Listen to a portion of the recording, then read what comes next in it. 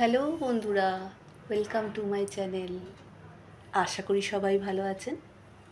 আজকে আবার একটা নতুন রেসিপি নিয়ে চলে আসলাম।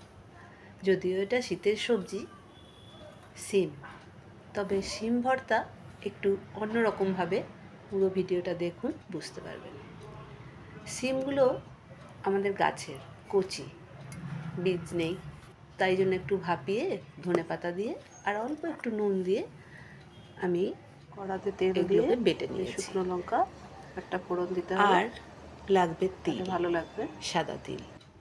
এটা একটা গ্রামের একজনের থেকে সংগ্রহ করা তিল, তাই জন্য খুব ধবধবে সাদা নয়, কিন্তু সেম সাদা তিলের মতোই খেতে। যাই হোক, সেটাও রসুন দিয়ে কাঁচা লঙ্কা দিয়ে ওই তিলগুলো একটু জল দিয়ে একটু নুন দিয়ে বেটে নিয়েছি। হলুদ, যার জন্য আমি রান্নায় তেমন নুন দিই না। অল্প তো দিতেই হবে। প্রথমে কড়াইতে শুকনো লঙ্কা ফোড়ন দিয়ে, আপনারা দেখলেন সেই শুকনো লঙ্কা ফোড়ন দিয়ে পেঁয়াজ কুচি ভেজে নিলাম, একটু হলুদ দিলাম, লবণ তো আমি বলেছি আমি আগেই দিয়েছি, তাই জন্য আর দিইনি। তো বাটার সাথেই দিয়ে দিয়েছিলাম, তাহলে কিন্তু টেস্টটা ভালো হয় আরও। এবার পেঁয়াজ ভাজা ভাজা হয়ে গেলে হলুদ দেওয়ার পর এই যে তিল, রসুন, কাঁচা লঙ্কা দিয়ে রাখা আছে, অল্প একটু নুনও এর মধ্যেও দিয়েছি, সেটা বেটে নিয়েছি। এবার তিল ওই বাটাটা, তিল শিম রসুন আর বাটাটা ভাজা কাঁচা ভাজা লঙ্কা দিয়ে হয়ে বাটা গেলে আছে। আমি এই তিলটাকে, মোটামুটি ভালোই ভাজা হতে হবে কিন্তু শিম ভর্তাটা, তিল আমি মিশিয়ে দেবো ওগুলোর সাথে এবং ভাজতে থাকবো। এর মধ্যে কিন্তু জল দেওয়া একটু যাবে না। চিনি, যারা চিনি খান, ভাজা মিষ্টি ভাজা খান, হয়ে গেলে একটু বেশি দিতে পারেন, লবণ আমরা তো কম দেওয়াই খাই ছিল, তাই।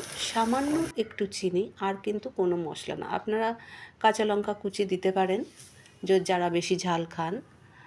তো আমরা কম ঝাল খাই, যার জন্য দুটো কাঁচা লঙ্কা দিয়েছি, এবং যখন খাবো তখন আবার কাঁচা লঙ্কা দিয়েই খাবো। তো একটু চিনি দিয়েছি, একটু মিষ্টি হলে ভালোই লাগবে, যদিও চিনি স্বাস্থ্যের পক্ষে খুবই খারাপ। তবুও রান্নায় খুব কমই চিনি দেওয়ার চেষ্টা করি। এবার ভাজা ভাজা হয়ে গেছে, নামানোর আগে অল্প সর্ষের তেল দিয়ে নামিয়ে ফেলবো। আমি কিন্তু খুব কম তেলেই প্রথমে দিয়েছিলাম, তাই জন্য লাস্টে একটু তেল দিলে সর্ষের তেলের গন্ধ এসব ভর্তাতে খুব ভালো লাগে। তো গরম পড়ে এবার গেছে, নামিয়ে ফেলবো।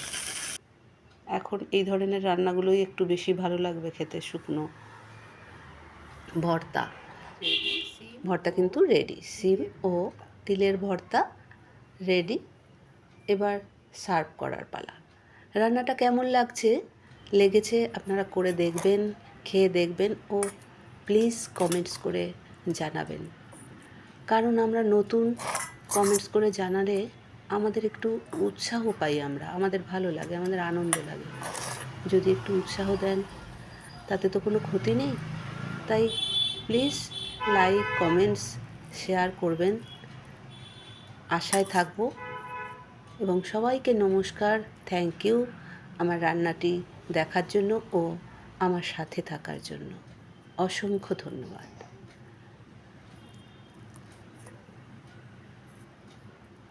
সাবস্ক্রাইব করে পাশে থাকার অনুরোধ রইল।